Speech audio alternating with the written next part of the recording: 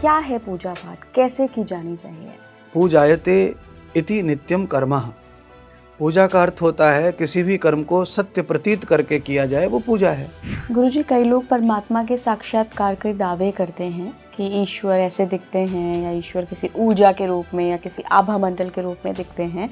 आपका इसमें क्या मत है? नहीं, मेरा मत सीधा है, जिनको भी ईश्वर दिखते हैं अगर वो कोई रूप में कलेक्ट कर रहे हैं तो इसका अर्थ होता है कि उन्होंने रूप को माना हुआ है। मान्यता के हिसाब से परमात्मा दिखता है। मिड लाइफ क्राइसिस, वही अस्तित्व की जो लड़ाई है, पता नहीं चल पा रहा है क्या करने आए हैं जीवन में। हमारे यहाँ जो संस्कृति रही है, पढ़ाने की पद्धति रही है लाखों करोड़ों वर्षों से, जो अभी 200-250 साल से समाप्त हुई है, हम उस पद्धति को अगर जीते हैं तो हम उद्देश्य विहीन जीवन नहीं जिएंगे।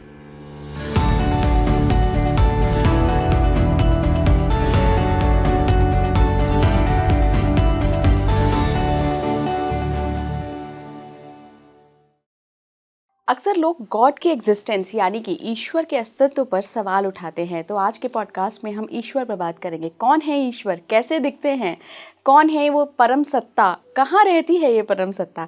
और मेरे साथ बहुत ही स्पेशल गेस्ट जुड़ चुके हैं। मैं स्वागत करना चाहूँगी महामंडलेश्वर इंद्रदेव जी महाराज जी का। बहुत बहुत स्वागत है महाराज जी आपका स्पीकिंग ट्री के पॉडकास्ट में। जय जय, धन्यवाद जी। स्वामी जी, कर्मों की आज बात करेंगे हम, साथ ही बात करेंगे कुछ पूजा पाठ पे, उनके तरीकों पर, और जो समाज में भ्रांतियां फैली हैं उनको भी आज हम एड्रेस करने की कोशिश करेंगे। सबसे पहले स्वामी जी, कर्म की बात चल रही है तो हम अक्सर देखते हैं कि लोग बड़े परेशान रहते हैं, कहते हैं अरे मैं तो बहुत अच्छा हूँ, मैं बहुत अच्छी हूँ, लेकिन मेरे साथ तो सारा ही बुरा हो रहा है।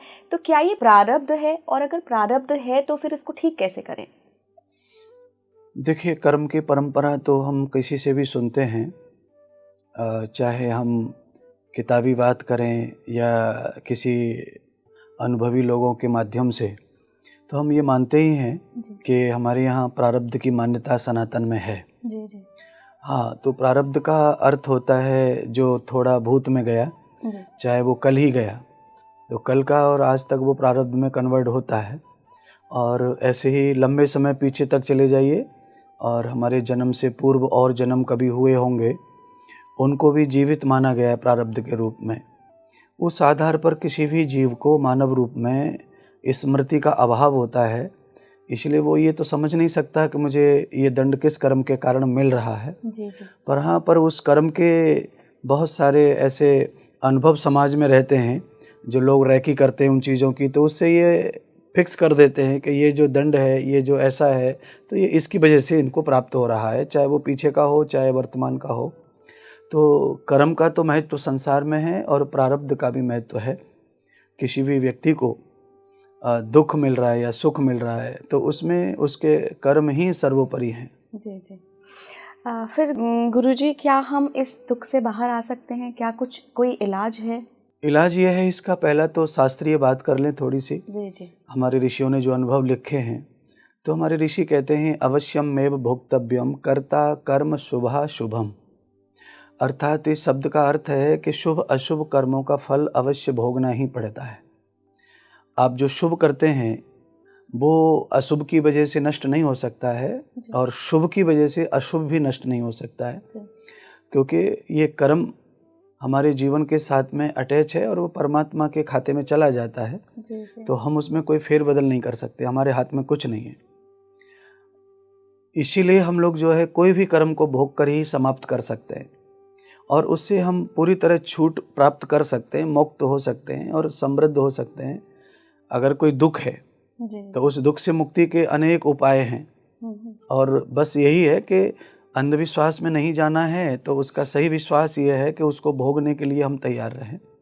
तो हमारी मेंटलिटी, आत्मिक विश्वास और हमारा विवेक, ज्ञान इतना पावरफुल हो जाए, समझ आ जाए कि हम जो दुख भोग रहे हैं, परेशानी भोग रहे हैं, चिंता भोग रहे हैं, क्लेश अंदर का भोग रहे हैं, वो मेरे निजी कर्मों का ही फल है।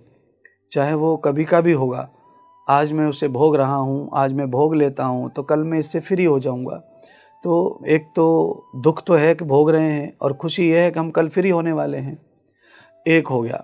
दूसरा ये है कि जब दुख आता है, संकट आते, परेशानियाँ आती हैं, तो उसमें ये हमारे जो शुभ कर्म होते हैं ये भी ढाल बन के खड़े हो जाते हैं। पर ढाल बनने से ऐसा तो नहीं है कि आदमी को मृत्यु नहीं आएगी, कि उसे परिश्रम नहीं आएगा, संघर्ष नहीं आएगा। क्योंकि युद्ध के मैदान में ढाल को भी आप पकड़ते हैं तो उसके लिए भी आपको ताकत ही लगानी पड़ती है, बुद्धि लगानी पड़ती है, तो ही आप सुरक्षा कर पाते हैं सामने वाले हथियार से या दुश्मन से। तो हमारे जीवन में अचानक आने वाला जो कष्ट है वो भी दुश्मन की तरह ही होता है। तो हम शुभ कर्मों को ढाल की तरह यूज करके उस समय अपनी सुरक्षा कर सकते हैं। कर्म फल पे थोड़ा सा बात करते हैं गुरुजी। एक मैंने कहीं कथा पढ़ी थी, कहानी थी, उसमें यही बताया गया था कि एक राजा ने बहुत बड़ा भोज करवाया, वहाँ पे ब्राह्मणों को बुलाया। तो एक जो चील थी वो सांप को अपने मुंह में दबा के ले गई थी, वो सांप गिर गया तो वो जहर फैल गया, ब्राह्मणों की उस भोज को खा के मृत्यु हो गई। तो वहाँ पे कोई भी ब्राह्मण आने से डरते थे। तो जो ये एक औरत थी उस गाँव की, वो ये बात कोई भी ब्राह्मण आता तो उनको बता देती थी, देखो राजा ने तो इन ब्राह्मणों की हत्या कर दी थी। तो उसमें ये लिखा गया था कि जो कर्म फल था वो राजा को नहीं लगा। वो जैसे ही उस औरत ने वो बातें करना शुरू करी, वो बातें बतानी शुरू कर दी, लोगों को गंदा गंदा बताना शुरू कर दिया, उसको लगने लगा वो कर्म फल। तो क्या वाकई ऐसा होता है कि जब हम बुराई करते हैं तो हम पे पाप लगता है? नहीं, बुराई करने का पाप अलग होता है, वो भी दोष है सामाजिक, और उससे भी मानसिक पाप तो लगता है जी। हाँ, मनसा वाचा कर्मणा, 3 प्रकार के कर्म को सिद्ध माना गया है, मन से, वचन से और कर्म से जी। तो अगर हम मन से कोई कर्म कर रहे हैं और प्रैक्टिकल उसका कुछ नहीं कर रहे हैं तो भी अपराध तो है, और वो अपराध मन को ही भोगना पड़ेगा। तो मन जब अपराध भोगता है तो मन अशांत रहता है, परेशान रहता है, आदमी अंदर से मायूस रहता है, तो हम उसको स्ट्रेस बोलते हैं और समझ में नहीं आ रहा कि हम क्यों परेशान हैं। तो ये मन के द्वारा किए हुए मौन पाप हैं, जो मन ही भोगेगा, उसको बुद्धि भोगेगी। उसी प्रकार से कर्मणः, कोई कर्म ऐसा है जिसे हम प्रैक्टिकल शरीर से भी कर देते हैं तो उसका दंड शरीर भोगता है। हाँ, और कोई कर्म ऐसे हैं जिनको हम बोलने से सामने रख देते हैं, हम कह देते हैं कि तू मर जा और तुझे मौत भी नहीं आती, ऐसा भी बोलते हैं, तो वो भी एक अपराध की श्रेणी में ही आता है वाणी के लिए, तो उसका फल वाणी भोगती है। तो जो करता है भोगता तो वही है जी। पर जीव को सब तरह से परेशानी होती है, क्योंकि बॉडी के किसी भी अंग में चोट लगने से ब्रेन को पता चलता है, तो ब्रेन पूरी बॉडी को संकेत करता है दर्द का, लगी उंगली में ही है जी जी। पर ब्रेन के कारण पूरी बॉडी को परेशानी होती है। तो इसीलिए कहीं से भी कैसे भी कोई कर्म किया जाए उसका दंड पूरी तरह से हमको ही भोगना है। राजा वाली जो आप बात कह रहे थे उसमें राजा को पाप इसीलिए नहीं लगा क्योंकि राजा की ना तो मनसा थी ब्राह्मणों को मारने की, राजा की मनसा थी ब्राह्मणों को जिमाने की, पुण्य कमाने की, और राजा ने वही कर्म किया है। वो तो अनायास जो है सर्प आया और उसमें मर गया या विष फैल गया सर्प के कारण, वो राजा को पता नहीं है उस विषय का। तो कभी कभी क्या होता है, हलवाई खाना बनाता है, घरवाली खाना बनाती हैं और वो बड़ी स्वच्छ निर्मलता से बनाती हैं, और किसी कारणवश उसमें मक्खी गिर जाती है, कुछ गिर जाता है, तो उसका दोष बनाने वाले को लगता नहीं है क्योंकि वो XYZ प्रॉब्लम है। तो जो XYZ हुआ है उसका प्रभाव पड़ेगा उस पे जो उसको देख रहा है, या तो उस लेडीज ने देखा होगा जी, जी। जो आप कह रही हैं, जो आलोचना कर रही थी राजा की, क्योंकि राजा का मकसद किसी ब्राह्मण को मारना नहीं था, ब्राह्मण को जिमाना था, उनका पेट भरना था और पुण्य कमाना था ब्राह्मण के द्वारा जो प्राप्त होता है जीव को खिलाने से। पर औरत ने जो राजा की बदनामी की अकारण, तो उसका दंड तो औरत को ही भोगना पड़ेगा, क्योंकि राजा की जो मनसा है, राजा का जो भाव है वो अलग है जी। और राजा को सांप के बारे में पता ही नहीं है। वो तो ब्राह्मणों की मृत्यु होने के बाद ये खोज की गई होगी, कैसे मरे, तो पता चला होगा कि सांप ऐसा ऐसा आया, उसने ऐसा किया तो इसलिए जहर फैल गया और मर गए। तो इसमें राजा को दोष लगने वाला विषय ही नहीं था, इसीलिए राजा को अपराध लगेगा नहीं, और राजा के ऊपर आरोप लगाने वाली जो महिला थी इस कथा में, उसको अपराध लगेगा क्योंकि वो अकारण ही राजा को बदनाम कर रही है। तो बिना कारण हम किसी को बदनाम करते हैं अपने स्वार्थ के लिए या अपने ईगो के लिए, तो उसका अपराध हमको ही लगता है जी जी। हाँ, महिलाओं की थोड़ी सी बात कर लेते हैं। जनरली हम ऐसे माइंडसेट में आजकल आ गए हैं गुरुजी, जहाँ पे पैसा, मटेरियलिस्टिक चीज़ें ये एकदम फर्स्ट प्रायोरिटी बन गए हैं लोगों की, कि अगर पैसा नहीं है, धन नहीं है, पद नहीं है, प्रतिष्ठा नहीं है तो जीवन नहीं है। उसके उलट अगर हम हाउस वाइफ्स को देखते हैं, जो महिलाएं घर संभालती हैं, पूरा एक फुल डे ड्यूटी है उनकी, 24 घंटे वो घर में लगी रहती हैं, बच्चों को देखती हैं, सारे काम हैं, लेकिन वो वैल्यू नहीं मिल पाती है। तो कैसे उनको वैल्यू मिली जाए, कैसे दी जाए उनको वैल्यू, इसका कुछ उपाय बताइए गुरुजी। नहीं, वैल्यू के लिए सबसे पहले तो हमें बहुत ज़्यादा उनके गुणों पर उस पर फोकस नहीं करना चाहिए। पहली प्रायोरिटी उनको देनी चाहिए कि वो स्त्री है, और दूसरी प्रायोरिटी ये है कि वो घर की माँ है या पत्नी है। दो में से कोई भी सम्मान उसको प्राप्त हो है। या तो वो पत्नी है किसी की, तो हमें पत्नी के रूप में भी अगर उसे देखना है तो हमें उसके टैलेंट को बाद में देखना है। पहले हमने पत्नी से संबंध जोड़ा है, उसके टैलेंट से तो कोई विवाह किया नहीं है, या टैलेंट को देख के बच्चे नहीं पैदा होते। बच्चे तो नेचुरल प्रक्रिया है, तो मूर्ख औरत को भी हो जाते हैं। तो औरत भले ही मूर्ख है, पर उसने बच्चा अगर दिया है तो वो माँ तो बनी है। तो बच्चे को उसके प्रति सम्मान माँ वाला ही पहले करना है, पति को उसके साथ में सम्मान पहले पत्नी वाला करना है, देवर को पहला सम्मान भाभी वाला करना है, सास को पहला सम्मान बहू वाला करना है, बहू को पहला सम्मान सास वाला करना है। तो ये पहली प्रायोरिटी मानवता की बनती है कि हम स्त्री का इस तरह सम्मान पहला करें परिवार में। उसके बाद में उनको हम कितना रिस्पेक्ट करें, कितना सम्मान और दें, हम कितनी मान्यता दें, वो उनके गुणों के लक्षणों के ऊपर अपने आप क्लियर हो जाता है। क्योंकि हमारे समाज में स्त्री को समाज का मार्गदर्शक माना गया है। स्त्री अगर अच्छी हैं परिवार में, समाज में, तो समाज को वो कहीं से कहीं अच्छी जगह ले जा सकती हैं। हमारे ऋषियों का ऐसा मानना है, माता निर्माता भवती, और ये पहला उपदेश है ब्रह्मा के पुत्र का, और उन्होंने ही माता की परिभाषा की है कि माँ क्या है। तो माँ शब्द की परिभाषा है, माँ कहते हैं निर्माता को, निर्माता माता। तो जो किसी चीज़ का अच्छा निर्माण करती है या बुरा निर्माण करती है उसको माता ही कहा जाएगा, क्योंकि बुरा भी माता ही करती है ज़्यादातर, और अच्छा भी माता ही करती है। तो इसीलिए हमारे यहाँ जो यस्त्र पूज्यन्ते नारी रमन्ते तत्र देवता, एक ये भी उपदेश है। तो मैं इन दोनों पहलुओं को सामने रख रहा हूँ, और मैं ये कह रहा हूँ कि स्त्री चाहे कुरूप है और चाहे गुणवान नहीं है, तो भी उसका सम्मान इस तरह होना चाहिए परिवार में कि वो स्त्री है और उसका घर में रहना ही देवताओं के वास के बराबर है। तो रिस्पेक्ट हमेशा इसी भाव से रहना चाहिए। बाकी उनके गुणों का जो सम्मान है वो विशेष है, वो विशेष मिलना चाहिए। गुरुजी, पूजा पाठ की पद्धति पे अक्सर लोग, बहुत सारे वीडियोस भी हम देखते हैं, बहुत सारे लेख भी देखते हैं। क्या है पूजा पाठ, कैसे की जानी चाहिए? नहीं, पूजा पाठ की ऐसी कोई विस्तृत जो परंपरा है वो एक समान नहीं है हमारे हिंदू धर्म में। हाँ, पूजा पाठ जो होता है वो राज्यों के हिसाब से और जिलों की संस्कृति के हिसाब से निहित किया जाता है।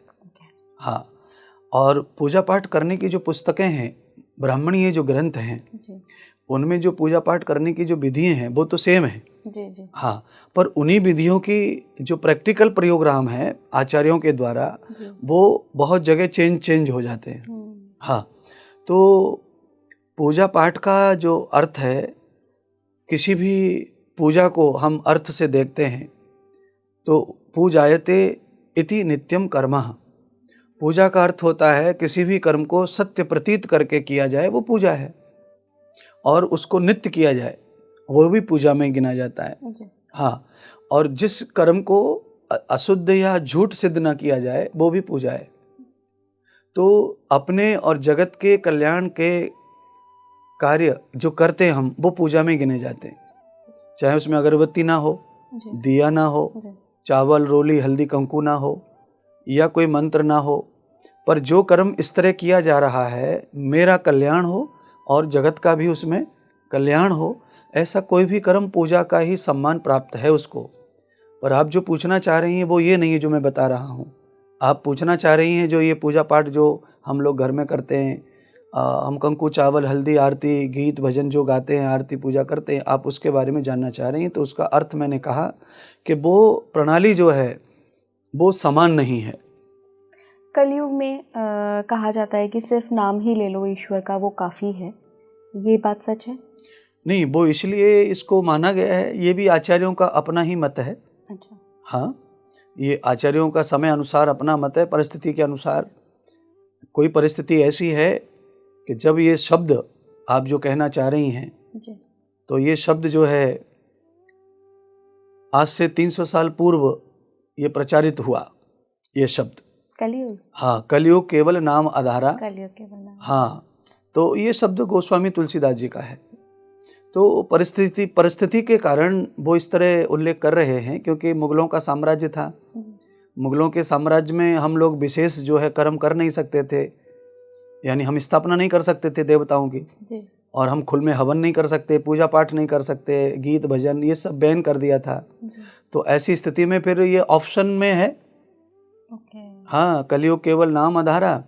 अगर आप ये सब नहीं हो रहा है तो फिर भी आप इस कलयुग में, फिर कलेश का जो युग है हिंसा का, इसमें आप केवल नाम का भी सहारा लेंगे परमात्मा का, तो भी आपकी नैया पार लग जाएगी। एक तो इसको, ये मेरी तरफ से मैं आपको बता रहा हूँ, ये मेरी अपनी सोच है, परिस्थिति समान के साथ, क्योंकि किसी भी शब्द का, किसी भी कार्यक्रम का परिस्थिति से संबंध जरूर है। हाँ, परिस्थिति में अर्थ बदलते हैं, प्रोग्राम भी बदलते हैं परिस्थिति में। तो कोरोना काल आया तब भी प्रवचन थे।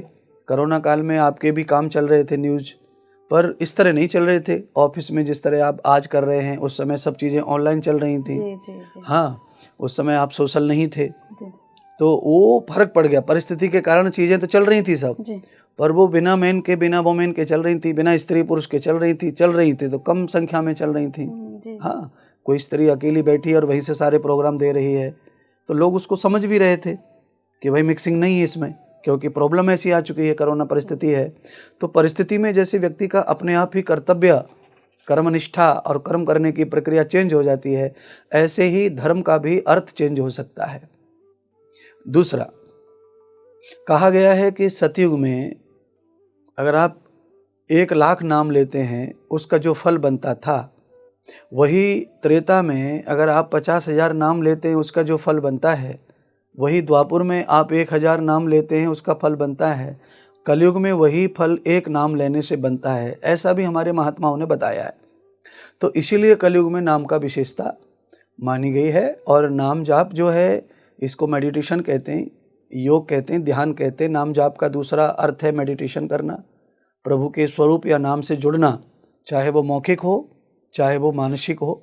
दोनों प्रकार से आप नाम स्मरण करते हैं तो मेडिटेशन है, और वो हमारे ब्रह्मा के काल से चला आ रहा है, और उसका लाभ हर युग में अधिक ही है। और कलयुग में आदमी पाखंड में, क्लेश में घिरेगा तो उसके पास समय का अभाव हो जाएगा कलयुग में, तो फिर उसके साथ में केवल वो नाम स्मरण ही कर सकता है। अगरबत्ती दिया बाती को अलग से टाइम देना है। तो इसीलिए जिस परिस्थिति में जिस चीज़ से लाभ आदमी को मिल सकता है और धर्म से वो जुड़ा रह सकता है, तो उसको ये आधार है कलयुग का, नाम का। जी। हाँ, अगला सवाल भी मेरा गुरुजी पूजा से ही है। कौन से ऐसे लोग होते हैं जिनको पूजा का फल कभी नहीं मिलता? नहीं, कोई भी ऐसे लोग नहीं है जिनको पूजा का फल नहीं मिलता। सृष्टि में अगर कोई पूजा कर रहा है तो उसे पूजा का फल मिलेगा, चाहे वो किसी भी इंटेंशन से पूजा करे, कोई फर्क नहीं पड़ता उसका, क्योंकि वो कर्म जो है प्रयोग साकार कर्म है ना वो। जी। हाँ, आवश्यकता ये नहीं है कि आपका मन उसमें लग रहा है कि नहीं, आवश्यकता ये नहीं है आपका चित्त उसमें है कि नहीं। चित्त और मन जब आपका उसमें लगता है तो वो कर्म परफेक्ट होता है। जी। हाँ, अगर आपका चित्त इधर उधर है, मन इधर उधर है, आप पूजा करते समय बातें कर रहे हैं, या आपका चरित्र अच्छा नहीं है, आप उल्टा सीधा खाते पीते हैं, उल्टा सीधा कर्म करते हैं, अपने शरीर को गलत जगह यूज करते हैं, उसके बाद आप पूजा को भी करते हैं, तो आप अपने शरीर में दोष पैदा कर रहे हैं, वो अलग बात है। पर आप एक मानवीय जो जीवन है उसे भी निभा रहे हैं, आप मानव हैं ना। तो मानव होने के नाते आपका एक पहला कर्तव्य है कि आपको परमात्मा का ऋण चुकाना है। तो परमात्मा का ऋण तभी चुकता है जब हम उनका किसी प्रकार धन्यवाद करते हैं। धन्यवाद का मतलब पूजा पाठ उनका। तो पूजा पाठ करके आप इस तरह करते हैं तो आपके जीवन में पाप भी बढ़ रहे हैं, आपके जीवन में दोष भी आ रहे हैं, उसका भी परिणाम आपको भोगना है। पर आप कंटिन्यू अपना जो एक नियम पूरा कर रहे हैं, ये भी आपकी मानवता की श्रेणी में ही आता है, तो आपको उसका भी फल मिलेगा। पर आप जो दोष पैदा कर रहे हैं, इसलिए वो फल आपके लिए बहुत ज़्यादा सुखदायी नहीं बनेंगे, क्योंकि आपके जीवन में अत्यधिक कर्म तो दुखदायी हैं। आपने पूंजी तो ज़्यादा कांटे खिट्टे किए ना। अगर कांटों का ढेर बड़ा है, उस पर 4-5 गुलाब के फूल डाल दो, तो आप जब भी फूल को पकड़ेंगे तो फूल का मुझे लगता है आनंद कम मिलेगा, कांटों का दुख ज़्यादा मिलेगा, क्योंकि कांटों की ज़्यादा बहुत ऐसे ढेर लगा हुआ है और आपने 2 पंखुड़ियाँ जो है तोड़ ताड़ के फूल के बखेर दी उस पर, तो फिर वो फूल की पंखुड़ियाँ जो हैं वो पूजा के समान हो जाएंगे। एक दुर्जन व्यक्ति जो पूजा करता है उसको ऐसे समझो कांटों के फूल पे 2-3 फूल तोड़ के डाल दिए, उनकी पंखुड़ियाँ डाल दी, तो उतना पंखुड़ियाँ जो दिख रही हैं उतना खुशबू तो रहेगा, पर कांटों का प्रभाव अधिक है तो अधिक ही रहेगा, वो कम नहीं हो सकता फूल से। कई लोग इसको ऐसे भी जस्टिफाई करते हैं गुरुजी अपने कृत्यों को, अपने कर्मों को, कि हमारा तो प्रारब्ध ही ऐसा है, हमें तो बनाया ईश्वर ने ऐसा ही है, लोभी बनाया है, मोही बनाया है, भोगी बनाया है, तो फिर इसमें हमारी क्या गलती? नहीं, इसमें गलती मानव की इसीलिए है क्योंकि मानव को परमात्मा ने ये सब यंत्रणाएं दी हैं धर्म के लिए। भोग करना धर्म ही है जीव का। हाँ, लोभ करना भी धर्म ही है जीव का, मोह करना भी धर्म ही है जीव का। अगर माँ को बच्चे से मोह नहीं होगा तो उसको वो पाल ही नहीं सकती है। अच्छा, दूसरा क्योंकि वो माँ का धर्म हो गया मोह। अच्छा, उसी में एक अज्ञान का मोह भी होता है, एक अज्ञान का लोभ भी होता है। एक लोभ ऐसा होता है, अगर हम लोभ नहीं करते हैं तो हम अपने घर की संरचना को अच्छा नहीं बना सकते हैं, क्योंकि लोभ जो होता है अनुकूल परिस्थिति में है तो वो आपको सुरक्षित करने के लिए है, आपकी पूंजी को। आपकी पूंजी से आप प्लॉट खरीद सकते हैं, घर बना सकते हैं, गाड़ी खरीद सकते हैं, ये भोग की उसमें आता है श्रेणी में, गाड़ी खरीदना, घर बनाना।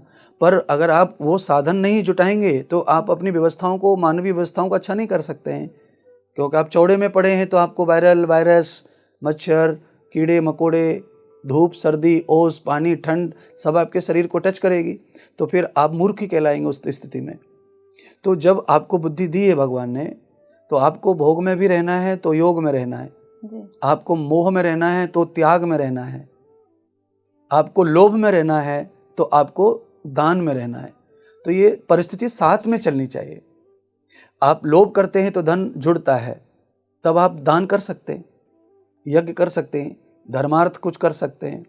पर जब आपका लोभ कुछ है ही नहीं धन के प्रति, तो आप ये सब भी नहीं कर सकते जो मैं बताना चाहता हूँ या मनुष्य को करना चाहिए। तो इसीलिए परमात्मा ने तो हर चीज़ साधन जो दिया है मनुष्य के कल्याण के लिए ही दिया है। अब भगवान ने पैर दिए हैं, अब इनके ऊपर भी आप ऐसा उठा सकते हैं सवाल।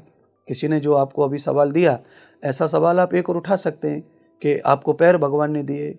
अब भगवान ने पैर इसलिए नहीं दिए हैं कि आप दारू के ठेके पे जाओ, भगवान ने पैर आपको इसलिए भी नहीं दिए कि आप वहाँ जाओ कसाई की दुकान पे। भगवान ने पैर इसीलिए दिए हैं कि आपका शरीर जो है समाज की, राष्ट्र की और अपने कल्याण की सेवा करे। तो ये गति देने के लिए प्रोग्राम है। आपके नेत्र भी भगवान ने दिए हैं, तो अब इनका दुरुपयोग और सदुपयोग दोनों ही नेत्रों का होता है। ऐसा है, अगर आप किसी को शांत करना चाहते हैं पब्लिक के बीच में और किसी को पता ना चले, तो आंखों से भी आप किसी को रोक सकते हैं। बहुत हो गया, बंद हो जाओ, आपको बोलना भी नहीं है। तो आपके नेत्र वही काम करते हैं जो वाणी करती है। वाणी से अत्यधिक काम नेत्र करते हैं, पर नेत्रों का जो भाषा है वो गूढ़ है जी। हाँ, उस गूढ़ भाषा को कुछ लोग समझते हैं, कुछ नहीं समझते हैं। जो आपके संपर्क में है, आपके साथ अटैच है, अनुकूल है आपके जीवन में, वो आपके नेत्र की भाषा भी समझता है, पर सामान्य व्यक्ति आपके नेत्र की भाषा नहीं समझेगा। तो नेत्र भी दुरुपयोग भी हो सकता है, नेत्रों का सदुपयोग भी हो सकता है। वाणी का दुरुपयोग है, सदुपयोग है।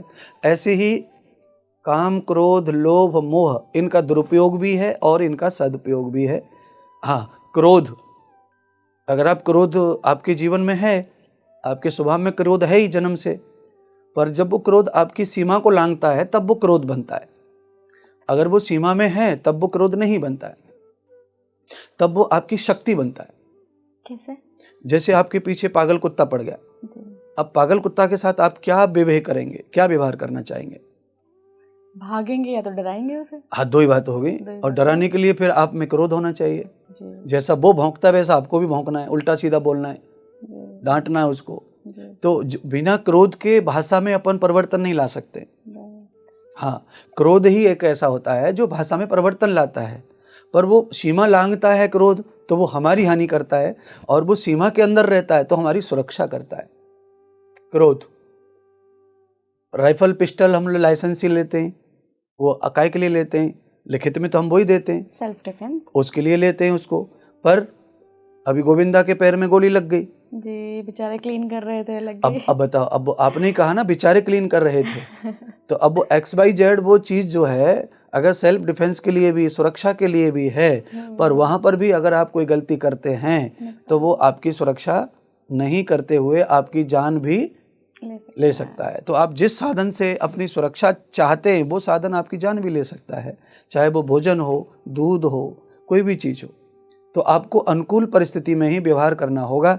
तो आपके लिए काम, क्रोध, लोभ, मोह, मत्सर, ये सारी चीज़ें आपकी ही अनुकूल हैं, तो आपका ये भला करती हैं, आपको ताकत देती हैं। और जब ये आपकी सीमा से बाहर जाती हैं तो आपके लिए सिर्फ दुश्मनी का ही काम करती हैं, बर्बादी का ही काम करती हैं। गुरुजी, पूजा पाठ पे ही एक और मेरा सवाल है। लोग काफ़ी सवाल उठाते रहते हैं अक्सर कमेंट बॉक्स में हमारे, कि हम पूजा करते हैं, हमें कभी फूल आके गिर जाता है, कुछ ना कुछ ऐसा संकेत मिल जाता है कि ईश्वर ने पूजा हमारी स्वीकार कर ली। तो क्या वाकई में ऐसे संकेत होते हैं जिनसे पता लगता है, या ये सिर्फ एक इंसान ने अपना बना लिया कि हाँ सेटिस्फेक्शन के लिए कि लग गई पूजा? नहीं, इस दोनों भावों से इसको देख ले मेरी तरह से। जी जी। हाँ, मैं इस पर ऐसी टिप्पणी करना चाहूँगा कि ये सब चीज़ें कभी कभी होती हैं। जैसे हाँ, कभी कभी होती हैं और भगवान के बारे में किसी को नहीं पता कि वो किसके ऊपर प्रसन्न हुए हैं कि नहीं हुए हैं, वो भी गूढ़ है। अच्छा। हाँ, जैसे अब मूर्ति कोई देख लें जी। अगर मूर्ति हमारी पूजा से प्रसन्न हुई है तो उसकी एक्टिंग तो कोई अलग चेंज होती नहीं है, उसकी जो प्रोग्राम है वो वैसे ही रहते हैं, सेम टू सेम। और किसी पे वो कुपित हुई है, नाराज हुई है, तो भी उसका वैसा ही दिखता, कुछ चेंज नहीं दिखता ना उसमें।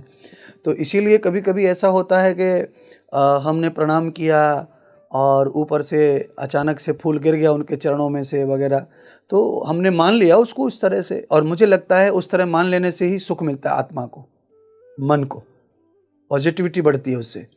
तो मुझे ऐसा लगता है चाहे वो अचानक अपने आप हुआ है, भगवान का कुछ नहीं है उसमें, क्योंकि फिर भी ऐसी स्थिति का कोई ऐसा कुछ घटना होती है पूजा में तो उसको अपने लिए पॉजिटिव ही हमें स्वीकार कर लेना चाहिए, क्योंकि उससे लाभ अगर कुछ नहीं होना है तो उससे हानि भी कुछ नहीं होनी है। तो सोचने का आनंद तो लेना चाहिए ना। बिल्कुल। हाँ, अच्छा सोचने में क्या जा रहा है, तो हमें सोच लेना चाहिए, क्योंकि हमसे पहले लाइन लगी है, हमसे पहले भी धक्का मुक्की हो रही होंगी, पर वो फूल नहीं गिरा, जब से XYZ गिरा है हमारे ही पल्ले पड़ा है वो, तो हमें उस तरह का मान लेना चाहिए। वो अंधविश्वास की श्रेणी में उसे नहीं रखना चाहिए। वैसे तो गुरुजी, सन्यासी लोग जो होते हैं, जो साधना में लीन रहते हैं, वो लोग अपने एक्सपीरियंसेस शेयर नहीं करते हैं, लेकिन क्या कभी आपको कोई ऐसा एक्सपीरियंस हुआ है जहां आपने उस डिवाइन पावर को महसूस किया हो? नहीं, हम तो जैसे संन्यास लिए तो हमें बहुत साल हो गए, जैसे 40 साल हो गए, पर वो तो हर रोज़ ही अनुभव होता है उसका। कैसा अनुभव है? नहीं, जैसे हम लोग अनुभव इसलिए करते हैं कि हम आपको जवाब दे रहे हैं जी। आपने तो चिंतन किया है प्रश्नों का, जी जी। मैंने तो चिंतन नहीं किया ना। आप क्या पूछेंगे मुझे क्या पता है। जी जी। और मेरे साथ में आपने मेरे क्वेश्चन जो है शेयर भी नहीं किए कि आप क्या पूछने वाले हो। बाकी कई लोग शेयर करते हैं पहले कि हम ये पूछेंगे, आपने मुझे नहीं बताया कुछ। हाँ, तो आपके अंदर से जो चीज़ें पैदा हो रही हैं ये हो गई आपकी ब्रेन की चीज़ें, और आपने इसको रीड किया है, पढ़ा है, समझा है और नियोजित किया है। पर मुझे आप पूछ रहे हैं, मैं आपको जवाब दे रहा हूँ तत्काल 1 सेकंड के बाद ही, तो मैंने तो नियोजित नहीं किया है। यही परमात्मा का कनेक्टिविटी और यही उनका तेज है और यही उनका दर्शन है, क्योंकि अंदर तो मांस मज्जा हड्डी ही तो है। अंदर क्या है, एक खून रक्त घूम रहा है पूरे सिस्टम में, तो उसमें तो शब्द पैदा नहीं हो सकता ना। तो शब्द जो पैदा हो रहा है, जिसको आप अनुभव कर रही हैं, मैं उत्तर दे रहा हूँ, तो मेरी बॉडी में से वो कहाँ से पैदा हो रहा है, कहाँ से आ रहा है, कैसे निकल रहा है, वो तो किसी को नहीं पता, मुझे खुद भी नहीं पता उस चीज़ का। पर मैं इसको इसी रूप में मानता हूँ, क्योंकि हम लोग अचानक से किसी चीज़ का राइट और बहुत सुंदर जवाब दे रहे हैं, आदमी को संतुष्ट कर पा रहे हैं, तो मुझे ऐसा लगता है कि थोड़ी देर के लिए ही सही, परमात्मा के बिना संतुष्टि तो किसी को हो ही नहीं सकती है। ईश्वरी अपनी गति करता है तो ही संतुष्टि है, बाकी तो लीवर, फेफड़े आदि आदि ये तो सब मरने के बाद भी बॉडी में ही रहते हैं। आदमी जब मर जाए तब भी तो बॉडी में ही रहते हैं ना, यंत्रणा तो सब तो बॉडी में रहता है, पूरा अंग तो सब शरीर में यहीं रहते हैं, सभी पूरी बॉडी। हाँ, तो फिर हम तो किसी का जवाब न सुनते न जवाब देते, क्योंकि हमारी जो चेतना है, कनेक्टिविटी जो है वो खत्म हो गई है। इस कारण हमारे यंत्र भी काम करना बंद कर देंगे। हाँ, क्योंकि सीधा संबंध है, ये जो सामने जो दिख रहा है, आपने यहाँ लगा रखा है पिलक, यहाँ लगा रखा है, यहाँ लगा रखा है, तो अब किसी को भी निकाल दो पिलक को, वहीं से खेल खत्म। तो जब हमारी कनेक्टिविटी कम हो जाती है तो फिर सारा खेल ही खत्म हो जाता है ना। तो इसलिए मुझे लगता है भगवान ऐसे हैं, जब हम कनेक्ट होते हैं तो वो ऐसे दिखते हैं, ऐसे दिखते हैं। ये अनुभव अगर कोई बता रहे हैं तो ये रॉन्ग अनुभव है। ये अनुभव भगवान के बारे में ठीक नहीं है इस तरह बताना, क्योंकि भगवान का वास्तविक स्वरूप जो है वो चेतना ही है। गुरुजी, ईश्वर कौन है? ईश्वर का अस्तित्व कैसा है? ईश्वर का स्वरूप कैसा है? ईश्वर शब्द का अर्थ हम करते हैं पहले जी। हाँ, किसी भी चीज़ को समझने के लिए उसकी परिभाषा पहले हो जाए, ट्रांसलेशन हो जाए। ईश्वर शब्द का व्युत्पत्ति, ईश्वर का जन्म शब्द का इसीलिए हुआ है परमात्मा के बारे में, क्योंकि ईश्वर जो है ऐश्वर्य का स्वामी है, और जो ऐश्वर्य का स्वामी है इसीलिए उनका नाम ईश्वर है। क्योंकि 6 ऐश्वर्य हैं, 6 ऐश्वर्य माने गए हैं, और 6 ऐश्वर्यों में आयु, विद्या, प्राण, बल, धन ये सब आता है। तो जब ये सब आता है तो वेद के मंत्र के द्वारा हम इसको प्रमाणित कर सकते हैं। स्तुता मया वेद माता प्रचोदयंताम पावमानी ध्वजानाम, इसके आगे जो शब्द में है आयु, प्राणम, प्रजाम, पशुम, कीर्तिम, द्रविणम, ब्रह्म, तो ये ऐश्वर्य है परमात्मा के। तो ईश्वर के द्वारा जो ऐश्वर्य प्रदत्त सृष्टि है, चारों तरफ मिट्टी में सोना पैदा हो रहा है, मिट्टी से सोना बन रहा है, चांदी बन रही है, मिट्टी से हीरा बन रहा है, ये ऐश्वर्य है, ये ईश्वर का गुण है। मिट्टी से जड़ी बूटियां पैदा हो रही हैं, जीवन देने वाला हवा चल रही है, ऑक्सीजन चल रहा है, मिट्टी से पेड़ पौधा होता है और उससे आदमी को प्राण वायु मिलती है, जीव को प्राण मिलता है, ये ऐश्वर्य है। आपके दुनिया में आपको 10 दिन भी आयु प्राप्त हुई है तो ये ईश्वर की गति है, ये प्राण, ये सब परमात्मा का है। तो इसलिए कोई भी ऐश्वर्य है, चाहे वो कीर्ति का हो, नाम का हो, सम्मान का हो, धन का हो, वैभव का हो, बल का हो, ज्ञान का हो, ये सब ईश्वर प्रदत्त है, इनका जनक ईश्वर है। हाँ, इसीलिए ऐश्वर्य का स्वामी होने के कारण परमात्मा को ईश्वर संज्ञा दी गई है। तो ईश्वर की जो संज्ञा है वो अनादि है, अनंत है, उसका कोई जन्म नहीं, उसके नाम का। परमात्मा ये नाम का कोई जन्म नहीं है, ओम इनका कोई जन्म नहीं है, तो ये अजन्मे नाम है और ये परमात्मा के गुणों के नाम है। फिर हमने ऐसा क्यों मान लिया? क्या पता ये एक प्रकृति का सिद्धांत ही हो, प्रकृति ही है सब कुछ, क्या पता कोई एक सुप्रीम लॉर्ड ना हो और ये सब कुछ अपने आप ऑटोमेटिक ही हो रहा हो, मिट्टी अपने आप आ गई, उसमें पेड़ अपने आप ही, वो सृजन है, वो तो कोई भी कर सकता है, वो तो अपने आप ही हो रहा है। फिर एक ईश्वर क्यों नाम दिया गया? एक ऐसा क्यों माना गया कि सुप्रीम लॉर्ड है? कहीं ईश्वर एक सत्ता है, ईश्वर एक सत्ता है, सुप्रीम लॉर्ड तो है, ईश्वर एक सत्ता है। और सत्ता का अर्थ जैसे मैं आपको कहना चाहता हूँ, जैसे आप सोना है, ठीक है कि नहीं? अब सोने को आप आंखों से देखेंगे तो सोना कैसा दिखता है आपको? आपने एक कलर पहचान नहीं, एक कलर आपने फिक्स कर रखा है ना सोने गोल्ड का। हाँ, तो जब आप अंग्रेजी में उसे गोल्ड कह रही हैं, अभी कलर तो फिर भी नहीं आया सामने। हाँ, तो आप एक कलर है वो, किसी चीज को आपने एक कलर में देख लिया, आपने ज़्यादा सी मिट्टी को लिया, उसको मिट्टी को अग्नि में डाल दिया, और अग्नि में डाल के जो मिट्टी तत्व कमज़ोर है वो जल के भस्म हो गया, और जो मजबूत तत्व है वो गोल्डन हो गया जी। और जब गोल्डन हो गया उसका कलर चेंज हो गया, इसीलिए वो गोल्डन कहला रहा है। सोने का कलर गोल्डन नहीं है, गोल्डन से ही सोना है जी। सुनहरा हुआ मिट्टी में जब तप के अग्नि का तत्व उसने पकड़ा, क्योंकि अग्नि तत्व सुनहरा ही है जी। अग्नि जो है वो सुनहरे कलर की है, सोने की तरह ही अग्नि होती है, सोने का और अग्नि का सेम कलर है। तो जब वो अग्नि में जाकर के अपना कलर धारण करता है और वो कलर फिर छोड़ता नहीं है, इसीलिए उसको हमने उस कलर से नाम दे दिया, सोना, सुनहरा, गोल्डन आदि आदि। तो उसके अलावा अब दूसरा मैं आपको बता रहा हूँ, ईश्वर सुप्रीम लॉर्ड, जो सुप्रीम शक्ति है वो कैसी छुपी रहती है, जो दिखती नहीं है। तो आप सोने को तो देख पा रहे हैं, पर सोने के अंदर आपके शरीर को शक्ति देने का जो गुण है वो आप कहाँ देख पा रहे हैं?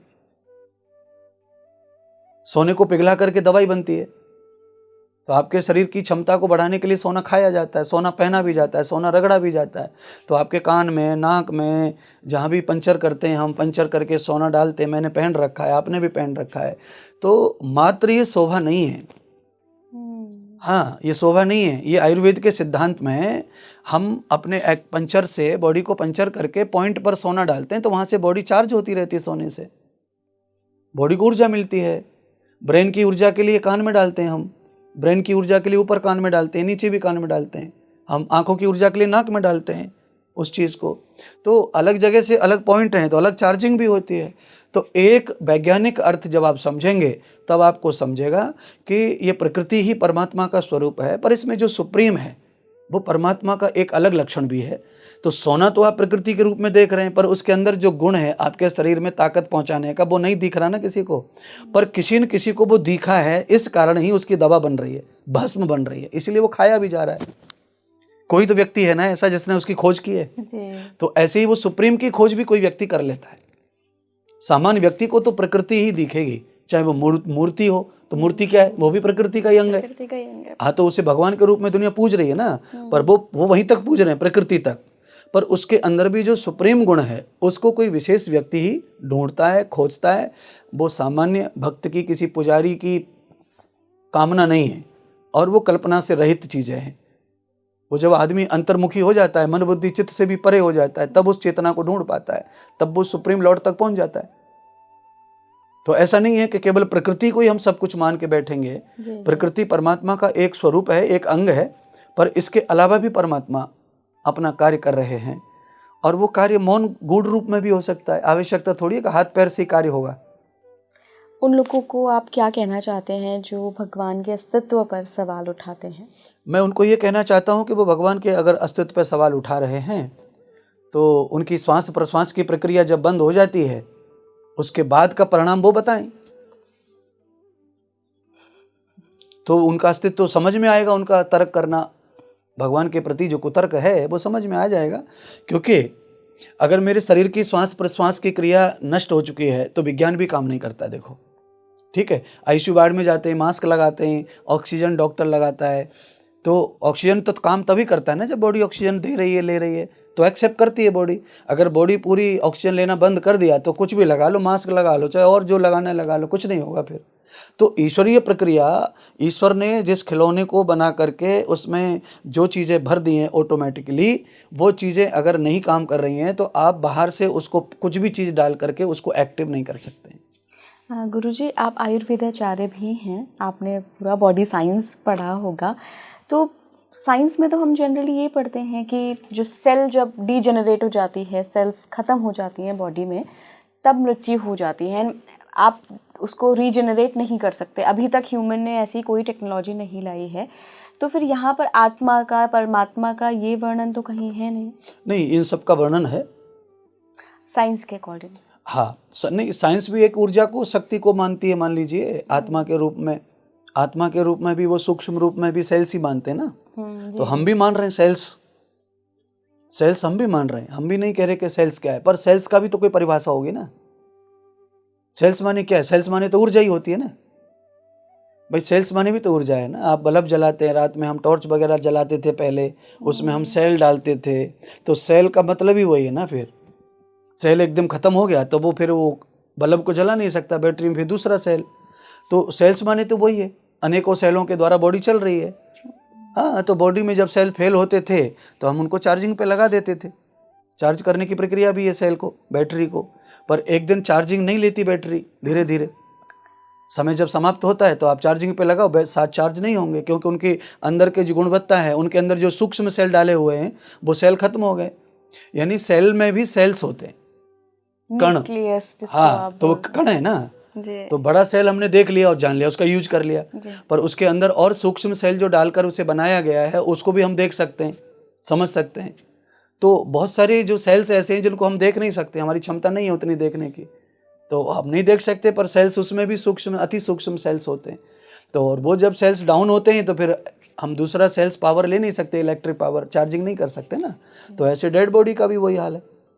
जब हमारे अंदर के सूक्ष्म सूत्र सेल्स भी खत्म हो जाते हैं तो हमारी बॉडी के पार्ट में जो सेल्स होते हैं, प्रकृति से, वायु से, अग्नि से जो मिलते हैं हमको ऊर्जा, वो नहीं लेती बॉडी फिर। गुरुजी, कई लोग परमात्मा के साक्षात्कार के दावे करते हैं कि ईश्वर ऐसे दिखते हैं, या ईश्वर किसी ऊर्जा के रूप में या किसी आभा मंडल के रूप में दिखते हैं। आपका इसमें क्या मत है? नहीं, मेरा मत सीधा है, ईश्वर सबको दिखते नहीं हैं, और जिनको भी ईश्वर दिखते हैं अगर वो कोई रूप में कलेक्ट कर रहे हैं तो इसका अर्थ होता है कि उन्होंने रूप को माना हुआ है। मान्यता के हिसाब से परमात्मा दिखता है। तो आपकी दिन भर की मान्यता क्या है, वो आपको सपने में आएगा, और सपने में जब आएगा तो आंखें बंद होंगी, हाथ पैर सब शांत होंगे। आप अर्ध अवस्था में, स्वप्न अवस्था में डेड हैं आप बॉडी से, पर उस अवस्था में भी कोई चीज दिख रही है, वो तभी दिख रही है जब आप मान्यता उस चीज की रखते हैं दिन में। अगर वो चीज़ दिन में आपकी मान्यताओं में नहीं है तो वो रात में आएगी नहीं सपने में।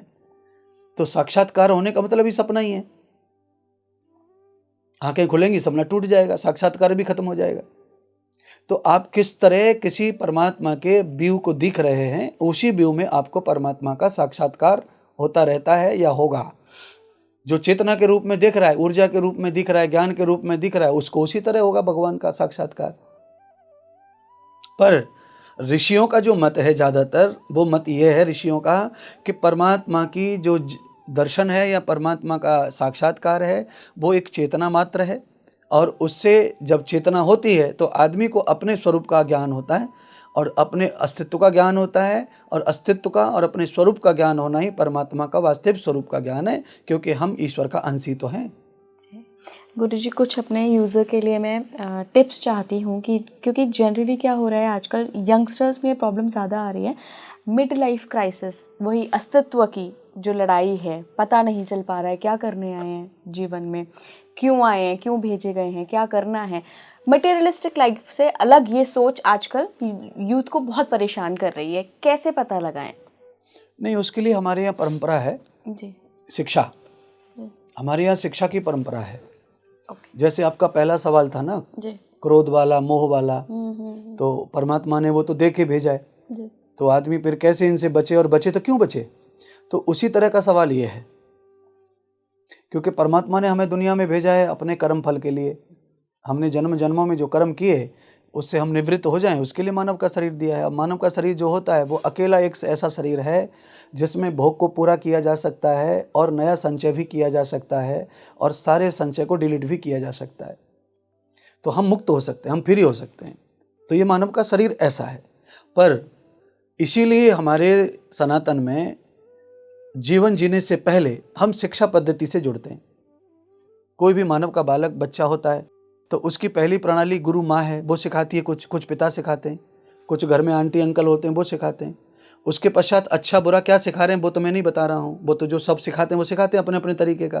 पर जब बालक 5 वर्ष का हो जाए, 6 वर्ष का हो जाए, जब उसको इंद्रियों का बोध होने लगता है, तब उसे ये पता चलता है कि मैंने पोटी कर ली है, ये धोना चाहिए, मैं पेशाब कर गया हूँ, चड्डी बदलनी चाहिए। जब उसको ये बोध हो जाता है, उस स्थिति में उसको एक टीचर की आवश्यकता अलग से पड़ती है।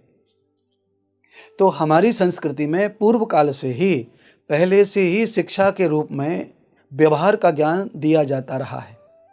जब तक आप शिक्षा पद्धति में व्यवहार का ज्ञान नहीं लेंगे, अपने उद्देश्य के बारे में नॉलेज नहीं लेंगे, तब तक आपको मटेरियल ज्ञान का कोई मतलब नहीं है। ये है। तो आज का यूथ मटेरियल ज्ञान को ही ले रहा है, उसकी शिक्षा पद्धति में वही है। आप केजी से लेकर के, नर्सरी से लेकर के, फर्स्ट स्टैंडर्ड से लेकर के ग्रेजुएशन तक आप जो भी कुछ पढ़ रहे हैं मटेरियल का ज्ञान है उसमें पूरा। और कोई भी चीज़ मटेरियल ही है उसमें, सब फल हैं तो मटेरियल है। आप किसी चीज़ का निशान किताब में छाप रहे हैं वो मटेरियल है बच्चों के लिए। बॉल छाप रहे हैं, बल्ला छाप रहे हैं, बिल्ली छाप रहे हैं, तो वो एक सामाजिक ही पहचान को बताने के लिए तो है वो। पर उसके साथ में हमारे यहाँ जो संस्कृति रही है, पढ़ाने की पद्धति रही है लाखों करोड़ों वर्षों से, जो अभी 200-250 साल से समाप्त हुई है, हम उस पद्धति को अगर जीते हैं तो हम उद्देश्य विहीन जीवन नहीं जिएंगे। बच्चे हमारे चाहे कलेक्टर की पोस्ट पे हैं, चाहे वो प्रधानमंत्री तक चले जाएं, पर वो उद्देश्य विहीन जीवन ही जिएंगे, क्योंकि शिक्षा पद्धति से ब्रेन का परिवर्तन आता है। क्योंकि ब्रेन तो जड़ है, वो एक्टिव नहीं है। एक्टिव उसको धीरे धीरे किया जाता है ना, उसमें भरा जाता है, उससे वो एक्टिव होता है और वैसे कर्म करता है वो। हाँ, तो ब्रेन की अपनी स्थिति कुछ नहीं है, उसको तो जो मिलता है वो ग्रहण करता है। तो हमारी शिक्षा पद्धति के कारण हमारे यूथ, हमारे जवान भाई बहन, बच्चे सारे के सारे उद्देश्य विहीन हो गए हैं। उनको पता ही नहीं है कि हम मटेरियल की ज़िंदगी इतनी क्यों जी रहे हैं, हमारा उद्देश्य और क्या होना चाहिए था, क्या हो गया है। और इसीलिए वो स्ट्रेस में जी रहे हैं, परेशानी में जी रहे हैं, टेंशन में जी रहे हैं, क्लेश में जी रहे हैं, चिड़चिड़ में जी रहे हैं, और संसार के सुखों से वंचित भी हो रहे हैं। जो उनको लेना चाहिए, मिलना चाहिए, वो नहीं है। कोई 5 साल के जीवन जी रहा है, कोई 10 साल का जीवन जी रहा है, शरीर खत्म, कामनाएं खत्म, शरीर एक्टिव ही नहीं है, प्रोग्राम ही नहीं हो रहे शरीर से कुछ, सब पड़े ही ऐसे। औलाद का निर्माण नहीं हो पा रहा शरीर से, संसार नहीं बन पा रहा है, और जो कुछ हो रहा है वो दवाइयों के साथ हो रहा है। तो इसका अर्थ है कि शिक्षा पद्धति में बेहद परिवर्तन आया है। इसीलिए कोई भी यूथ, कोई भी जवान अब मटेरियल लाइफ को छोड़ करके वास्तविक लाइफ की तरफ जाना कठिन से कठिन है। और जब तक शिक्षा पद्धति नहीं बदली जाएगी तब तक इस प्रॉब्लम से कभी भी आदमी निजात नहीं पा सकता है। मतलब कि गुरु शिष्य परंपरा में दोबारा से आना चाहिए। बिल्कुल नहीं, इसीलिए आना चाहिए गुरु शिष्य परंपरा में, क्योंकि करोड़ों वर्षों से जिस संस्कृति से ये दुनिया चल रही थी और दुनिया में सब कुछ था। भाई सोने की चिड़िया आज तो कोई देश को नहीं कह रहा ना अपने भारत को, बताइए। तो जब सोने की चिड़िया भी इसका नाम था जी जी, तो सब शिक्षा पद्धति तो अलग थी, समझे कि नहीं। अच्छा, शिक्षा पद्धति थी, ऐसे कपड़े नहीं होंगे चमक दमक वाले, मान लीजिए श्रृंगार नहीं होगा, पर कुछ तो ऐसा था पहले भी। जैसे कॉस्ट्यूम में हम देखते हैं तो सीता को देखते हैं, राधा जी को देखते हैं, या हम पांडवों को देख रहे हैं, उनके पुराने चित्रों को देख रहे हैं, तो कॉस्ट्यूम तो आज से ज़्यादा बेटर वो है। क्योंकि आज कोई कितना भी महंगा कपड़ा पहनता होगा, समझ लीजिए, तो 1-2-3 करोड़ रुपए के हीरे मोती ये सब डिजाइन करता होगा, पहनता होगा। कोई बड़े लोग पहनते हैं, दूल्हा बनते हैं तो पैसे वाले लोग पहनते हैं ऐसे। पर पांचों के पांचों पांडव से लेके रावण, सभी सारे लोग हीरे मोती के जड़े हुए कपड़े पहने हुए दिख रहे हैं। तो शौक मौज तो पहले भी बहुत सारे थे, कॉस्ट्यूम तो थे पहले भी बहुत सारे, सब चीजें तो दिखती हैं, कोई चीज ऐसी नहीं है कि नहीं दिखती है। परिस्थिति है, समय के साथ में गरीबी आती है, अमीरी आती है, रहन सहन चेंज होता है, जो भारत देश में भी हुआ होगा। पर शिक्षा पद्धति जरूर, मैं आपको फिर कहना चाहता हूँ, शिक्षा पद्धति में हम लोग वशिष्ठ से लेकर, अगस्त से लेकर, गर्ग से लेकर, द्वापुर का गर्ग संहिता है, द्वापुर से हम कृष्ण भगवान के साथ गर्ग ऋषि की चर्चा सुनते हैं, दुर्वासा ऋषि की चर्चा सुनते हैं। द्वापुर में कृष्ण भगवान के साथ इतिहास जुड़ा हुआ है उनका। उसके पहले पतंजलि का हम इतिहास जान रहे हैं, वशिष्ठ का इतिहास राम के काल में हम जान रहे हैं, उससे पहले हम सतयुग को समझ रहे हैं। तो ये सारी चीज़ों को हम जब समझते हैं तो उस समय से लेकर के महाभारत की दुनिया तक गुरुकुल पद्धति है, शिक्षा पद्धति सेम टू सेम है पूरी दुनिया की। और जब शिक्षा पद्धति सेम टू सेम है तो सारे लोग अपने वास्तविक जीवन को जी रहे हैं, बाद में मैटेरियल जीवन भी जी रहे हैं साथ में। एक सवाल गुरुजी, लोगों के दिमाग में ये भी आता है कि क्यों हम सतयुग के काल की तुलना हम कलयुग से कर रहे हैं, क्यों ऋषि मुनियों का जो काल था जो वो करके गए, क्यों हम अभी भी वो परंपरा को, क्योंकि change is the only constant, वो परिवर्तन ही संसार का नियम है।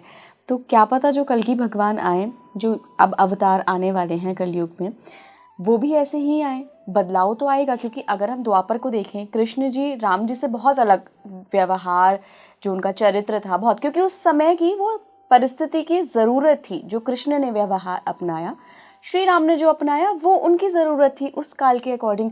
तो कलयुग की ज़रूरत क्या है ये कौन बताएगा?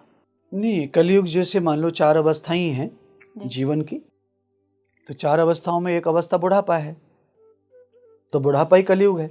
अकारण ही कलेश में रहता है जीवन, गाड़ी घोड़े बंगले सब है, नौकर चाकर सब है, पर कलेश में ही बुढ़ापा। कलयुग का मतलब कलेश से ही है ना। जी। हाँ, कलयुग मतलब कुछ नहीं है, कलयुग माने कलेश। आपके जीवन में जिस समय कलेश आता है वो कलयुग है, आप जिस समय बहुत उत्साह में रहते वो सतयुग है। तो टाइम तो दिन भर परिवर्तन करेगा ना, फिर परिवर्तनशील संसार है तो खाली वो युग के हिसाब से थोड़ी परिवर्तन होगा संसार का, क्षण क्षण परिवर्तन हो रहा है ना। हाँ, अगर क्षण क्षण परिवर्तन हो रहा है तो जो चीज़ें नई बन के आ रही हैं वो पुरानी हो रही हैं, पुरानी हो रही हैं तो वो टूट रही हैं तो वो फिर मशीन में जा रही हैं, फिर उनका चूरा हो रहा है, चटनी हो रहा है, फिर से वही चीज़ें बन के आ रही हैं। तो परिवर्तन केवल साइकिलिंग का है, ये है ना। अभी सोफा जब तक हमारा आपका चल रहा है, जिस दिन हम इसको कबाड़ा समझ लेंगे, मन में धारणा आ जाएगा कि बहुत दिन हो गए, अब लुक चेंज करो, अब लुक चेंज करो तो इसको उठा के दूसरी जगह कहीं शिफ्ट कर देंगे जहाँ ज़्यादा अच्छे लोग नहीं आते होंगे। बैठो मजदूर लोग, बैठो लेबर, बैठो इसके ऊपर, फिर ये फटेगा तो इसको उठा करके फिर हम फेंक ही देंगे कबाड़े में। तो कबाड़े में जाकर ये केवल कबाड़ा ही नहीं रह जाता है ना, इसका रॉ मटेरियल काम करता है, साइकिलिंग काम करती है ना इसकी, फिर से ये इसी तरह का होने के चांस है इसके दोबारा से।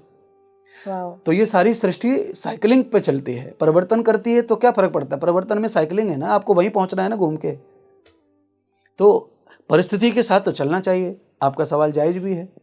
अगर ऐसा काल है तो ऐसे काल में हमें उस काल की बातों से, ऐसे काल में हमें क्या लाभ होगा, ऐसा सोचेंगे तो हम फिर अच्छे नहीं हैं, हमारी बुद्धि अच्छा काम नहीं कर रही है।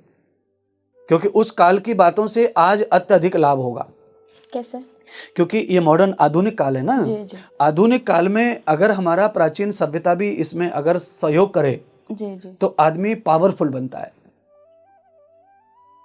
पावरफुल बनता है। क्योंकि बहुत सारे प्रधानमंत्री आए हैं हमारे देश में, जी जी हाँ, पर उनके जीवन में आधुनिकताएं तो थी, जी पर ये नहीं था पुरुषार्थ अंदर वाला, ताकत वाला, ईश्वरीय संबंध नहीं थे उनके विशेष। तो अब ईश्वरीय संबंध जिनके विशेष हैं, जिनको ध्यान पसंद है, साधना पसंद है, जिन्होंने बहुत साल उसमें गुजारे हैं, तो उसका प्रभाव अलग से दिखता है व्यक्ति में ना। तो आधुनिक भी है मोदी जी, हर समय उसी की, ये बात तो किसी ने नहीं की थी पूरी डिजिटल भारत बनाने की, तो ये तो अति आधुनिक हो गया ना, भारत को डिजिटल बनाना है तो पर बनाने में सफल भी हो रहे हैं, क्योंकि अंदर से इच्छा शक्ति को पावर देने के लिए आदमी को ईश्वरीय शक्ति से जुड़े रहना ही चाहिए। जब हम अपने ऋषियों की परंपरा को त्याग देंगे, खाली आधुनिक हो जाएंगे, तो एक तरह से ऐसे मानो बिना बीम के घर बना लिया, और बिना बीम का घर तो भूकंप को झेलेगा नहीं ना। परिवर्तन में भूकंप भी तो है, सृष्टि का परिवर्तन भूकंप से भी होता है, भूकंप भी उसी का ही अंग है, भूचाल भी उसी का ही अंग है, भूगोल का ही अंग है ना, सब सृष्टि का ही अंग है ये सब। पर जिसमें बेस अच्छा नहीं है उसको भूकंप नहीं झेलता ना, सबको गिरा डालता है वो ना। तो जिनका बेस अच्छा है वो भूकंप के झटके को झेल सकते हैं, तूफान से लड़ सकते हैं, बाढ़ आ जाए तो घर गिरने से बच सकता है, क्योंकि ये थोड़े समय के लिए आते, भूकंप हो, भूचाल हो, बाढ़ हो, ये रोज नहीं रहते ना। तो ऐसे ही जो कलयुग है, ये हम मान लीजिए भूकंप है, ये भूचाल है हमारी जिंदगी के लिए, ये हमें अर्थ तो खूब दे रहा है, पैसा तो खूब दे रहा है, पर हमारी शांति को छिना लिया ना पूरी तरह से। ईमानदारी से किसी के हाथ पे गंगा जल रख के ये पूछो कि आप कितने खुश हैं। मान लीजिए मैं आपसे ही पूछ लूं गुप्त में, अलग प्रकार से मिलूंगा जब पूछूंगा आपसे, तो आप अपनी प्रॉब्लम्स जो है वो बहुत सारी मुझे बताएंगे, गुरुजी ये सब क्लियर करो आप, ये सब डिस्टर्ब है मेरी लाइफ में। तो सबकी लाइफ में वो डिस्टर्ब रहना है, वो कभी समाप्त नहीं होगा, चाहे वो सतयुग हो, त्रेता हो, द्वापुर हो, कलयुग हो। सतयुग में भी क्लेश था प्राणियों में, और क्लेश था इसलिए युद्ध भी थे। तो जहाँ लड़ाई है वहाँ क्लेश है, हापाधापी है, छीना झपटी है, तो सतयुग में था जी। हाँ, पर सतयुग में इतना था कि वो पराये लोगों के साथ में था, अपनों के दूर दूर जिनको मानते, अपना मन दूर मान ले किसी को, उनके साथ था। और जो खून के ब्लड के रिलेशन में थे उनके साथ वफादारी थी। त्रेता में भी ऐसा ही था। मान लीजिए द्वापुर में इसमें हलचल आई, क्योंकि समय बदल रहा था, कलयुग आने वाला है, तो द्वापुर में खून के रिलेशन में भी ये सब चीज़ें दिखी, आपाधापी दिखी, मारा धाड़ी दिखी, धन के लिए, लालच के लिए, तो ये महाभारत हुआ। उसके बाद ये चीज़ें बढ़ती चली गई ना आपस में। तो आज हम लोग जो है परिवार के साथ नहीं रह पा रहे ना, कोई परिवार में कुछ नहीं, परिवार में बोलिए आप 20,000 रुपये की कोई नौकरी करता है, वो भी परिवार के साथ नहीं है। 1 लाख रुपए की करता वो भी नहीं है, 4 लाख की करता वो भी नहीं है। तो जब परिवार ही नहीं है तो परिवार बनाना क्यों, परिवार बसाना क्यों, जब रहना ही परिवार में नहीं है तो ये क्या है, ये आधुनिक और मॉडर्न कल्चर का, अंग्रेजी कल्चर सभ्यता का ये परिणाम हम भोग रहे हैं। इसमें कलयुग का परिणाम नहीं है, ये कल्चरल परिणाम है।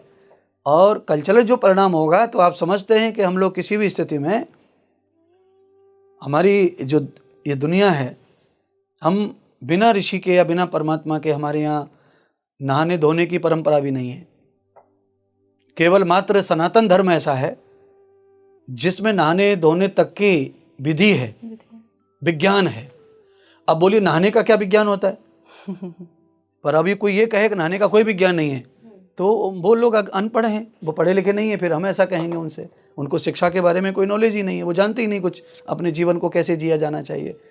तो हमारे यहाँ तो खाने से, पीने से, नहाने से, सोने से हर चीज़ का विज्ञान है, साइंस है। तो हम तो इतने आधुनिक और इतने वैज्ञानिक है, हमारे ऋषि मुनि हैं। अभी जो मॉडर्न कल्चर है इसमें विज्ञान इतना हाई फाई नहीं है, क्योंकि हम इसको हाई फाई नहीं मानते जो चल रहा है। बस इंग्लिश लैंग्वेज का लब्बो लवाज कहते हैं। हाँ, वो अब सरल है, भाषा सरल है ना, इसके कारण सरलता की तरफ दुनिया भाग रही है। शॉर्टकट जाएं, सरलता से जाएं, तो एक ही शब्द के कई अर्थ मान लो मन में और उसी से यूज करते रहो उन चीज़ों को। ऐसा हिंदी में और संस्कृत में ऐसा नहीं है, दूसरी मराठी भाषाओं में, गुजराती भाषाओं में ऐसा नहीं है, पंजाबी भाषा में ऐसा नहीं है। एक शब्द का 2 ही अर्थ हो सकते हैं अत्यधिक। अंग्रेजी में एक ही शब्द बोलो, कई जगह फिट कर लो उसको आप, ट्रांसलेशन उल्टा सीधा भी हो जाए तो भी समझ लो, मान लो यही है, कर लो। तो इस तरह से लोग शॉर्टकट के हिसाब से अपने दुनिया जी रहे हैं, और सारी दुनिया में उसको पावरफुल देश होने के कारण उसने प्रसिद्ध किया, ताकत से मनवाया सबको। गुरुजी, आपने परिवारों की बात की कि हम कितनी भी सैलरी हो लेकिन परिवार के साथ रहना प्रेफर नहीं कर रहे हैं। लोग अक्सर इसको जस्टिफाई करते हैं सेल्फ लव कह के कि हमें खुद से प्यार है, हम खुद का पहले देखेंगे, सेल्फ लव पहले करेंगे और उसके बाद फिर हम दूसरों की खुशी देखेंगे, क्योंकि अगर मैं खुश नहीं हूँ तो दूसरा खुश नहीं है।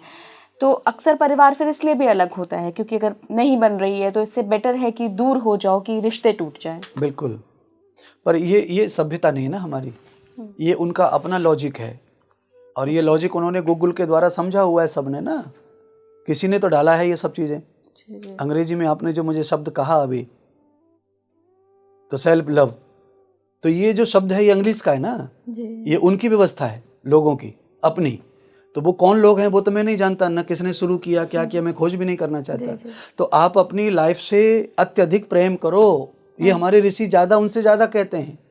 हमारे ऋषि कहते हैं कि दुनिया में कोई भी प्राणी अपने प्राणों से ज़्यादा किसी को चाहता नहीं है। तो ये तो अपने आप ही सेल्फ लव हो गया ना। तो हमारे ऋषि तो पहले इस बात को कह के गए हैं, इनको भाषा से बदल करके और पब्लिक में भ्रम फैला के फायदा नहीं ना इनको, अंग्रेजी को।